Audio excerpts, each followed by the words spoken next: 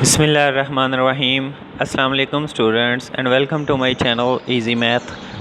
Students, जैसा कि आप जानते हैं कि मैट्रिसेस के चैप्टर के 3 लेक्चर्स जो कि डेफिनेशंस और एग्जांपल्स पर मबनी थे वो हमने क्लियर कर लिए हैं और उनके बाद अब एक्सरसाइज का पार्ट नंबर 3 की वीडियो के साथ आपके सामने हाज़िर हैं। तो एक्सरसाइज के पार्ट 2 जो हमने पहले कर लिए हैं उनमें पहले 5 क्वेश्चंस और उनके पार्ट्स को हमने सॉल्व कर लिया है। क्वेश्चन नंबर 1 के पार्ट्स, इसी तरह क्वेश्चन नंबर 2 के सारे पार्ट्स, क्वेश्चन नंबर 3 को प्रूफ किया, क्वेश्चन नंबर 4 को प्रूफ किया एंड क्वेश्चन नंबर 5 की प्रूफ करने के बाद पार्ट 2 पार्ट्स की वीडियोज़ आपके सामने मैंने पेश कर दी हैं। अब हम जो हैं क्वेश्चन नंबर 6 से स्टार्ट करेंगे। हमारा आज का जो पार्ट है इस वीडियो में हम क्वेश्चन नंबर 6 से ऑनवर्ड जो क्वेश्चंस हैं उनको सॉल्व करने की कोशिश करेंगे। तो आइए देखते हैं, क्वेश्चन सॉल्व करने की कोशिश करते हैं। जी तो स्टूडेंट्स, क्वेश्चन नंबर 6 कुछ इस तरह से है। क्वेश्चन नंबर 6 में उसने एक मैट्रिक्स दिया है, 3/3 का मैट्रिक्स है। ए उसको नेम दे दिया। वो कह रहा है शो करें कि A square minus 4a minus 5i, I होता है आइडेंटिटी मैट्रिक्स। आइडेंटिटी मैट्रिक्स ये सारा कुछ करने के बाद, यानी कि ए स्क्वायर में से 4i माइनस करने के बाद और 4a और माइनस 5i करने के बाद ये प्रूफ करेंगे ये होता है। इसका दूसरा पार्ट इस तरह से है कि A cube minus 3a square minus 7a minus 3i वो नल मैट्रिक्स आता है। तो पार्ट नंबर 1 इसका जो है वो मैं सॉल्व करने की कोशिश करता हूँ, देखते हैं। सिंपली आपने करना क्या है, आपने ये करना है कि A square minus 4a minus 5i में a की और i की वैल्यूज़ को पुट आउट कर देना है। ए स्क्वायर है तो ए स्क्वायर का मतलब a को a के साथ 2 बार मल्टीप्लाई करेंगे। ये देखें a मैट्रिक्स दिया हुआ है, a को a के साथ मल्टीप्लाई कर दिया, माइनस 4 इंटू a की वैल्यू रख दी इधर, minus 5 into I identity matrix की वैल्यू रख दी, वो होती है 3/3 का identity matrix I is equal to 1 0 0 0 1 0 0 0 1। अब इनको कर लेना है सॉल्व करने के लिए पहले ए को ए के साथ मल्टीप्लाई करना पड़ेगा। तो मल्टीप्लिकेशन मैंने आपको बताई हुई है कैसे करनी है। मल्टीप्लिकेशन करने के लिए आपको इस रो को इस रो के कॉलम के साथ, फिर इस रो को अगली कॉलम के साथ, फिर इस रो को अगले कॉलम के साथ, ये जो पहले 3 कैसे आए हैं ये मैं बता देता हूँ, अगले 3 आप खुद निकाल लेंगे। ये देखें, ये वाला जो रो है ये इस कॉलम के सामने तो 1 ने 1 से मल्टीप्लाई हुआ, 1 1 ज़ार 1, प्लस 2 ने 2 से मल्टीप्लाई होना है, 2 2 ज़ार 4, प्लस 1 ने 2 से मल्टीप्लाई होना है, 1 2 ज़ार 2। तो ये 4 प्लस 1 प्लस 4 प्लस 2 आ गया। सिमिलरली इस रो को अगली कॉलम के साथ 2 1 ज़ार 2, 2 1 ज़ार 2 एंड 1 2 ज़ार 2। सिमिलरली इस रो को अगले कॉलम के साथ तो 1 1 ज़ार 1, 2 2 ज़ार 4 एंड 1 1 ज़ार 1। ये देखें, ये एक रो को मैंने तीनों से साथ मल्टीप्लाई करवा के ये लिख दिया। सिमिलरली इस रो को भी तीनों के साथ मल्टीप्लाई करवा के इसकी दूसरी रो आ जाएगी, फिर इस रो को इन तीनों के साथ मल्टीप्लाई करवा के तीसरी रो आ जाएगी। ये मल्टीप्लिकेशन हमने पहले कर चुके हैं, इसको आप बार बार दोहराएं तो आपकी प्रैक्टिस हो जाएगी। अब स्केलर मल्टीप्लिकेशन करनी है, 4 को अंदर सारी एंट्रीज़ के साथ, इसी तरह 5 को अंदर सारी एंट्रीज़ के साथ मल्टीप्लाई करवा के ये आ गया। नेक्स्ट स्टेप में इसको कर लेना है हमने सॉल्व, जो हमने ये मल्टीप्लाई किया ए को ए के साथ, इसको सॉल्व करने के बाद ये हासिल हो गया हमें। अब इनको कर देना है माइनस करने के लिए सिंपली इनकी एंट्रीज़ को ही माइनस कर देना है। जैसे 7 में से माइनस कर दें 4, माइनस कर दें 5, ये देखें 7 माइनस 4 माइनस 5। इसी तरह 6 माइनस 8 माइनस 0, कॉरस्पॉन्डिंग एंट्रीज़ को कॉरस्पॉन्डिंग एंट्रीज़ के साथ माइनस करना है। तो सभी को माइनस करने के बाद हमारे पास जो हासिल हो गया वो प्रूफ हो गया जो उसने कहा था, यही इसका आंसर आ गया जो उसने कहा था, तो प्रूफ कर दिया हमने।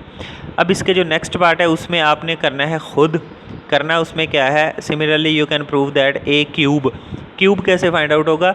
ये जो स्क्वायर वाली टर्म आई है इसी में ए को एक बार मल्टीप्लाई करवा देना है तो वो क्यूब आ जाएगा। माइनस 5 इंटू ए स्क्वायर पहले से निकाल चुके हैं आप, ये वाला इधर रख देना है। माइनस 7 इंटू ए की वैल्यू उसने दी हुई है, माइनस 3 इंटू आइडेंटिटी मैट्रिक्स लगा देना है और उसको सॉल्व करना है, वो नल मैट्रिक्स आना चाहिए। ये आपने खुद सॉल्व कर लेना है। ये क्वेश्चन नंबर 6 कंप्लीट हो गया। नेक्स्ट क्वेश्चन की तरफ चलते हैं जी। जी तो स्टूडेंट्स नेक्स्ट क्वेश्चन है क्वेश्चन नंबर 7। क्वेश्चन नंबर 7 में भी कुछ इस तरह का ही सीन है कि उसने एक मैट्रिक्स दिया है, वो कह रहा है शो दैट ए एक मैट्रिक्स है, वो पीरियोडिक है। पहले तो उसको पीरियोडिक साबित करना है, पीरियोडिक प्रूफ करना है। पीरियोडिक मैट्रिक्स की डेफिनेशन क्या होती है वो मैंने आपको डेफिनेशंस एंड एग्जांपल्स वाले लेक्चर में बताया हुआ है। पीरियोडिक वो होता है कि अगर जिसको उसी के साथ मल्टीप्लाई करवाएं और वो ही ए दोबारा आ जाए, ए को ए के साथ मल्टीप्लाई करवाएं और करवाते जाएं उस वक्त तक के दोबारा ए आ जाए। तो ए को ए के साथ मल्टीप्लाई करवाएं, अगर नहीं आया तो दोबारा ए के साथ मल्टीप्लाई करवाएं, अगर नहीं आया तो दोबारा ए के साथ मल्टीप्लाई करवाएं, तब तक कि जब तक दोबारा ए ना आ जाए। तो उस जितनी बार मल्टीप्लाई करवाया, for example A raise to power 3 A cube आ गया, ए क्यूब का मतलब है उसको 2+1 लिख सकता हूँ, तो 2 उसका पीरियड होगा। तो इसमें भी देखते हैं जी क्या है। तो इसको हम ए को ए के साथ मल्टीप्लाई करवाने की ट्राई करते हैं। ए को जब ए के साथ मल्टीप्लाई करवाया तो ये आ गया जी, मल्टीप्लिकेशन करवाने के बाद ये मैंने लिख दिया, तो ये आ गया ए स्क्वायर, क्योंकि ये वापस अभी ए नहीं आया, ठीक है ना। ए स्क्वायर फाइंड आउट किया तो ये ए नहीं आया, तो एक बार फिर ए के साथ मल्टीप्लाई करवाना पड़ेगा। तो ए के साथ एक बार फिर मल्टीप्लाई करवाते हैं। तो ये देखें स्टूडेंट्स, मैंने ए क्यूब फाइंड आउट करने के लिए ए स्क्वायर को ए के साथ दोबारा ए स्क्वायर का आंसर ये आया था, ए के साथ इसको मल्टीप्लाई कर देना है। मल्टीप्लाई करने के बाद जो हमारा आंसर बनेगा वो बन जाएगा ये वाला, जो कि दोबारा ए आ गया, हमारा वही मैट्रिक्स आ गया जो उसने क्वेश्चन में दिया था, यानी कि ए क्यूब हमने फाइंड आउट किया तो वो दोबारा ए आ गया। हेंस ए एक पीरियोडिक मैट्रिक्स है। पहली चीज़ तो हमने साबित कर दी कि ए एक पीरियोडिक मैट्रिक्स है। तो इसका पीरियड क्या होगा, ए क्यूब इज इक्वल टू ए आया, इसका मतलब ए क्यूब को A2+1 इज इक्वल टू ए लिख सकता हूँ। तो ये जो इधर होता है पीरियोडिक की डेफिनेशन ये होती थी A raise to power K+1 is equal to, अगर ए आ जाए तो वो मैट्रिक्स पीरियड होता था, और के उसका पीरियड अपना उस मैट्रिक्स का पीरियड होता था कि के पीरियड है। तो यहाँ पर इसका पीरियड बन रहा है 2, सो ए हैव द पीरियड 2। ये क्वेश्चन नंबर आपने 7 सॉल्व कर लिया है हमने। नेक्स्ट क्वेश्चन की तरफ चलते हैं जी, क्वेश्चन नंबर 8। जी तो स्टूडेंट्स, क्वेश्चन नंबर 8 में उसने कहा है कि शो दैट दिस मैट्रिक्स, ये जो मैट्रिक्स दिया है, इज़ निल पोटेंट। तो निल पोटेंट को आपको प्रूफ करने से पहले मैं आपको बता दूं कि निल पोटेंट मैट्रिक्स आपकी डेफिनेशन मैंने करवाई है लेक्चर्स में। उसकी डेफिनेशन ये थी कि a matrix is called nil potent matrix if उसको उसी के साथ मल्टीप्लाई करवाते जाएँ तो नल मैट्रिक्स आ जाए, ज़ीरो मैट्रिक्स आ जाए। तो जितनी बार उसके साथ मल्टीप्लाई करवाया, फॉर एग्ज़ाम्पल ए क्यूब, अगर A square is equal to null आया तो उसका निल पोटेंसी इंडेक्स 2 होगा। अगर ए क्यूब ए क्यूब की is equal to null matrix आया तो उसका निल पोटेंसी इंडेक्स 3 होगा। तो इसमें देखते हैं क्या बनता है। सोल्यूशन स्टार्ट करते हैं जी। ए इज इक्वल टू ये है, ए को ए के साथ ही मल्टीप्लाई करवाया, तो मल्टीप्लाई करवाने के बाद हमारे पास स्क्वायर में ही नल मैट्रिक्स बन गया। तो इसका मतलब है ये ए एक निल पोटेंट मैट्रिक्स है और इसका निल पोटेंसी इंडेक्स क्या है 2, क्योंकि A square is equal to null matrix आया, तो इसका निल पोटेंसी इंडेक्स 2 हो गया। क्वेश्चन नंबर 9 की तरफ चलते हैं जी। क्वेश्चन नंबर 9 है इनवोल्यूटरी मैट्रिक्स वाला। स्टूडेंट्स, क्वेश्चन नंबर 9 कुछ इस तरह से है कि शो दैट ये वाला मैट्रिक्स इज़ इनवोल्यूटरी। इनवोल्यूटरी की डेफिनेशन मैं आपको बता देता हूँ। इनवोल्यूटरी मैट्रिक्स वो होता था कि ए मैट्रिक्स, अगर ए को इनवोल्यूटरी चेक करना है कि ये इनवोल्यूटरी है या नहीं, तो ए को ए के साथ ही मल्टीप्लाई करवाएं, तब तक करवाएं जब तक कि वो आइडेंटिटी ना आ जाए। और अगर A square is equal to identity आ गया तो इसका मतलब वो निल पोटेंट मैट्रिक्स है और उसका निल पोटेंसी इंडेक्स है 2। और अगर ए क्यूब आया तो उसका निल पोटेंसी इंडेक्स है 3। तो इसी में उसने बताया कि ए को ए के साथ मल्टीप्लाई करवाएं, अगर आइडेंटिटी आ गया तो ठीक, तो दोबारा ए से मल्टीप्लाई करवाएं तो तब आइडेंटिटी आ जाना चाहिए। तो इसका निल पोटेंसी इंडेक्स देखेंगे आप, पहले इनवोल्यूटरी देखेंगे कि कैसे होता है। इसको इसके साथ मल्टीप्लाई करवाएंगे, आइडेंटिटी आना चाहिए, और फिर देखेंगे कि निल पोटेंसी इंडेक्स कितना है। ये क्वेश्चन मैंने आप पर छोड़ा है, ये आपने खुद करना है। इम्पॉर्टेंट क्वेश्चन आगे क्वेश्चन नंबर 10 स्टार्ट हो रहा है, वो मैं करूँगा खुद। वो देखते हैं जी क्या है क्वेश्चन नंबर 10। क्वेश्चन नंबर 10 में वो कह रहा है show that every square matrix A with entries from R, real numbers की इंट्रीज हैं, कॉम्प्लेक्स नहीं हैं, उस मैट्रिक्स को, यानी कि every square matrix A can be written as symmetric matrix इस फॉर्म में और स्क्यू सिमेट्रिक मैट्रिक्स इस फॉर्म में लिखा जा सकता है। किसी मैट्रिक्स को इन फॉर्म्स में, इन दो मैट्रिसेस की फॉर्म में लिखा जा सकता है। अगर आप गौर करें, इस क्वेश्चन के दो पार्ट्स हैं, दो चीज़ें प्रूव करनी है। नंबर एक तो हमने ये प्रूव करना है कि किसी मैट्रिक्स ए को इन दो मैट्रिक्स की शक्ल में लिखा जा सकता है। दूसरी चीज़ हमने जो प्रूव करनी है वो ये करनी है कि जिन दो मैट्रिक्सेस की फॉर्म में लिखा है उनमें से एक, पहले वाला जो है वो सिमेट्रिक है, प्रूफ करना, दूसरे वाला हमने करना है स्क्यू सिमेट्रिक प्रूफ। तो आइए स्टार्ट करते हैं। सबसे पहले तो देखते हैं कि इसको इन दो मैट्रिसेस की फॉर्म में लिखा जा सकता है या नहीं। तो उसके लिए मैं क्या करता हूँ, let A is equal to 2a divided by 2। A एक मैट्रिक्स है, स्क्वायर मैट्रिक्स है। अगर मैं इसको 2 से मल्टीप्लाई और डिवाइड करवा दूं तो 2a डिवाइडेड बाय 2 आ सकता है। नेक्स्ट, इसको मैं 1/2 साइड पे और ब्रैकेट में जो ऊपर 2a बच गया उसको a प्लस a लिख सकता हूँ 2 टाइम्स। नेक्स्ट, ये जो 1/2 था, अब अंदर a के साथ a ट्रांसपोज को प्लस भी कर देना है और A ट्रांसपोज को माइनस भी कर देना है अपनी तरफ से। अब इस 1/2 को अलग-अलग कर देना है। ये 1/2 इन दोनों के साथ भी चला जाएगा, यानी कि A प्लस A ट्रांसपोज के साथ, प्लस 1/2 ने A माइनस A ट्रांसपोज के साथ भी चला जाना है। तो हमने A मैट्रिक्स को दो ऐसे मैट्रिक्सेस की फॉर्म में लिख दिया है जिनमें से एक को मैं B कह लेता हूँ, एक को मैं D कह लेता हूँ। So A, this implies A is equal to B plus D, where B is equal to 1/2 A plus A transpose and D is equal to 1/2 A minus A transpose. पहली चीज़ तो हमने कर दी प्रूफ कि किसी मैट्रिक्स A को इन दो matrices की फॉर्म में लिखा जा सकता है। अब हमने दूसरी चीज़ क्या प्रूफ करनी है, इस B मैट्रिक्स को ये इस फॉर्म में आया, इसको हमने सिमेट्रिक प्रूफ करना है, इसको हमने स्क्यू सिमेट्रिक प्रूफ करना है। तो आपको सिमेट्रिक और स्क्यू सिमेट्रिक की डेफिनेशन याद होंगी। वो क्या थी कि अगर किसी मैट्रिक्स A का ट्रांसपोज लिया जाए और वो वापस वही A मैट्रिक्स आ जाए तो इसका मतलब A सिमेट्रिक है, और अगर किसी मैट्रिक्स का ट्रांसपोज लिया जाए वो वापस उसके माइनस की शक्ल में आ जाए तो इसका मतलब वो स्क्यू सिमेट्रिक है। तो इसको सिमेट्रिक साबित करने के लिए इसका ट्रांसपोज लेंगे। ये मैं लाइन लगा देता हूँ एक। तो नाउ B का लेंगे ट्रांसपोज, इसका मतलब है इस सारे मैट्रिक्स का ट्रांसपोज लेना पड़ेगा, प्लस A ट्रांसपोज सारे का ट्रांसपोज लेना पड़ेगा। तो ट्रांसपोज जो है वो मैट्रिक्स के अंदर A प्लस A ट्रांसपोज ऐसे चला जाएगा, ये इसकी प्रॉपर्टी होती है। और दो मैट्रिसेस प्लस हो रहे हों आपस में तो उनका ट्रांसपोज अलग-अलग हो सकता है, ये भी हमने प्रॉपर्टी पढ़ी है।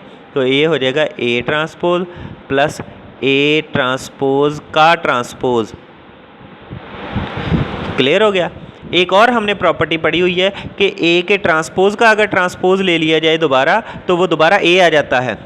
ये हमने उधर उसमें थ्योरम पढ़ा था एक। तो ये आ गया A ट्रांसपोज प्लस A। ये तो वापस B ही नहीं आ गया, ये तो वापस B की शक्ल बन गई। तो इसका मतलब हमने B का जब ट्रांसपोज लिया तो वो वापस B ही आ गया। तो ये क्या शो कर रहा है, अगर किसी मैट्रिक्स का ट्रांसपोज ले लिया जाए तो वो वापस फिर वही आ जाए, तो वो क्या होता है। सो B इज़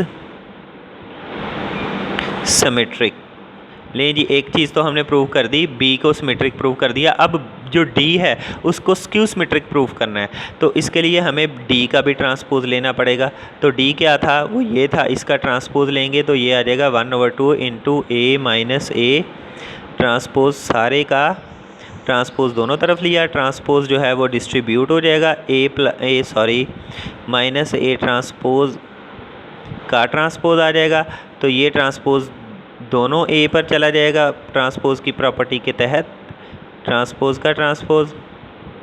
तो हमने ये A इधर भी वही प्रॉपर्टी लगा देनी है कि किसी भी मैट्रिक्स का ट्रांसपोज लिया जाए तो वो दोबारा A आ जाता है। तो ये आ जाना है 1/2 A transpose minus A।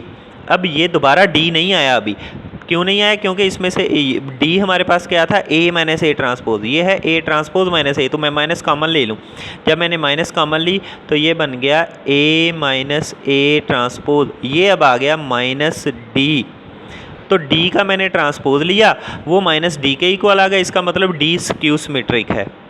So D is skew symmetric. नहीं जी, दोनों चीज़ें हमने प्रूव कर दी। हमने ये भी प्रूव कर दिया कि किसी मैट्रिक्स को इन दो मैट्रिसेस की फॉर्म में लिखा जा सकता है। फिर ये जो दो मैट्रिसेस आए इनमें से एक को सिमेट्रिक और दूसरे को स्क्यू सिमेट्रिक प्रूव कर दिया।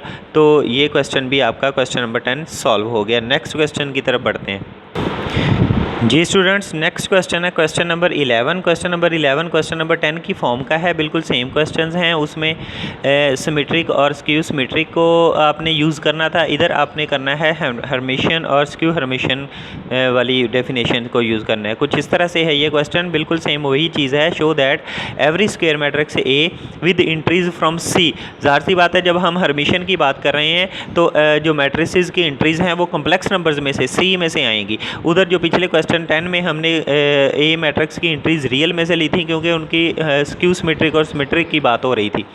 तो अब हम ये करेंगे, उसने कहा है ये जो ए मैट्रिक्स है can be written as the Hermitian matrix B इस फॉर्म का हो, यानी कि b = 1/2 a plus a bar transpose, और स्क्यू सिमेट्रिक मैट्रिक्स डी इस फॉर्म का हो 1/2 into a minus a bar transpose. साबित यही दो चीज़ें करनी है हमने। फिर दोबारा से वही दो चीज़ें कौन सी, कि ए मैट्रिक्स को पहले तो इन दो मैट्रिसेस की फॉर्म में लिखना साबित करना है, फिर इन दोनों मैट्रिसेस में से एक को हर्मिशियन और दूसरे डी को स्क्यू हर्मिशियन हमने प्रूव करना है। तो सबसे पहले जैसे कि पिछले क्वेश्चन में मैंने किया कि ए को 2a/a लिख सकते हैं, 2 से मल्टीप्लाई और डिवाइड, 1/2 बाहर आ जाएगा, ये वाला 2 है, ए जो है a प्लस ए हो जाएगा, अपनी तरफ से प्लस a बार ट्रांसपोज और माइनस ए बार ट्रांसपोज करवा दिया, और 1/2 को डिवाइड कर दिया दोनों पर, 1/2 अंदर मल्टीप्लाई हो गया इस बंडल के साथ भी, इस बंडल के साथ भी। तो ये दो मैट्रिसेस की फॉर्म में हमने ए को लिख दिया, उनमें से एक को बी कह लिया, एक को डी कह लिया, एज उसने कहा था हमें। तो ए को बी और डी की फॉर्म में हमने लिख दिया। अब पहली चीज़ तो ये साबित होगी कि ए को बी और डी की फॉर्म में लिख दिया। अब हमने प्रूफ ये करना है कि जो बी और डी की फॉर्म में लिखा है उनमें से एक हर्मिशियन है और दूसरा स्क्यू हर्मिशियन है। चलें जी, उसके लिए क्या करते हैं कि हर्मिशियन साबित करने के लिए हर्मिशियन मैट्रिक्स की डेफिनेशन ये होती है कि आप ये देखें, इधर मैं लाइन लगा देता हूँ एक, और हर्मिशियन मैट्रिक्स की डेफिनेशन ये होती है कि किसी मैट्रिक्स का अगर आप बार और ट्रांसपोज ले लें, वापस दोबारा वही मैट्रिक्स आ जाए तो वो हर्मिशियन होता है, और अगर किसी मैट्रिक्स का बार और ट्रांसपोज ले लें और दोबारा वापस वो माइनस के साथ आए तो इसका मतलब वो स्क्यू हर्मिशियन होता है। तो हमने इसको हर्मिशियन प्रूफ करना है, तो पहले बी का बार लेंगे, 1/2 into a plus a bar transpose, इधर भी बार ले लेंगे और इधर भी बार ले लेंगे। तो 1/2 ये जो बार है ये चला जाएगा मैट्रिसेस के ऊपर, 1/2 के ऊपर इसका कोई काम नहीं है, तो ये इधर आ गया। अब ये बार अलग-अलग हो जाएगा, यानी कि a का बार अलग हो जाएगा प्लस a बार ट्रांसपोज का बार अलग हो जाएगा। ये बार की प्रॉपर्टी होती है।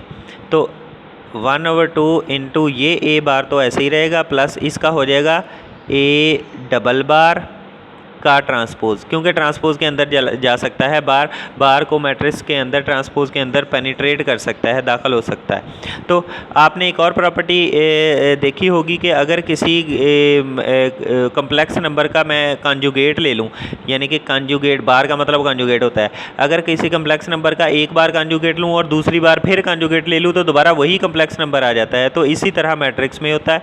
तो ये हो जाना है a बार प्लस a बार का बार दोबारा a ही आ जाएगा और अकेला रह जाएगा ट्रांसपोज। ये हमारे पास आ गया b बार। अभी भी हर्मिशियन की डेफिनेशन पूरी नहीं हुई, तो इसका b बार का ट्रांसपोज भी लेंगे। b बार का ट्रांसपोज लिया तो ये 1/2 into a bar plus a transpose, और सारे का ट्रांसपोज ने अंदर चले जाना है तो ट्रांसपोज हो जाएगा, ये ए बार का ट्रांसपोज अलहदा हो जाएगा प्लस ए ट्रांसपोज का ट्रांसपोज अलहदा हो जाएगा। ए ट्रांसपोज का ट्रांसपोज क्या होता है वो आपको पता है कि वो दोबारा ए आ जाएगा, प्लस ये ए बार का ट्रांसपोज एज इट इज़, तो ये तो वापस बी ही आ गया। तो ए बी का बार का ट्रांसपोज लिया, वापस बी आ गया, सो बी इज़ हर्मिशियन। अब इसको हमने डी को स्क्यू हर्मिशियन साबित करना है सिमिलरली इसी तरीके से। जी तो स्टूडेंट्स ये देखें, डी को स्क्यू सिमेट्रिक साबित करने के लिए हमने डी का बार लिया, बार को अलहदा किया। बार की प्रॉपर्टी ये लगी कि बार का बार होगा तो वो दोबारा ए आ जाएगा, तो ये ए का ट्रांसपोज रह गया। अब हमने इसका लेना है ट्रांसपोज लेने के बाद हमारे पास जो बच जाता है वो डी का बार ट्रांसपोज आ गया माइनस डी के इक्वल, तो इसका मतलब है डी एक स्क्यू